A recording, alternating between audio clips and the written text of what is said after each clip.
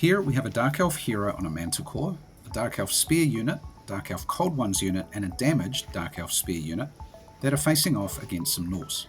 The Norse have a damaged brigade of Huskarls and Bondsmen, and also a couple of damaged units of cavalry off to the side.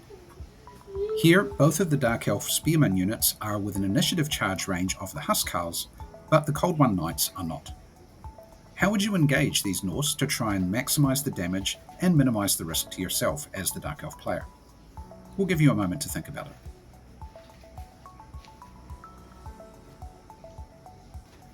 Here, the Dark Elf player first decides to use initiative to evade with the damaged spear unit. Part of this is because it can evade in this direction away from the Huskarls. It's not going to influence any of the other Dark Elf units when it makes its evade move. The Dark Elf player next decides to use regular orders and charges the Cold Ones into the Huskarls. They'll line up like so. Now, from this position, what would you do with the Dark Elf Spearmen? What would you order them to do? We'll give you a moment to decide. Here, the Dark Elf player decides to order the Spearmen to charge the Bondsman unit.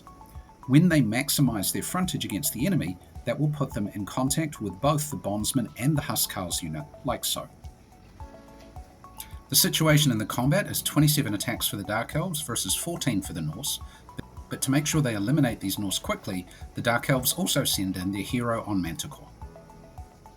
In the overall situation, the Dark Elf plan here is to eliminate the Norse, maybe after 2 rounds of combat with a pursuit, and then be able to advance their Cold Ones into the flank of the Norse cavalry over here.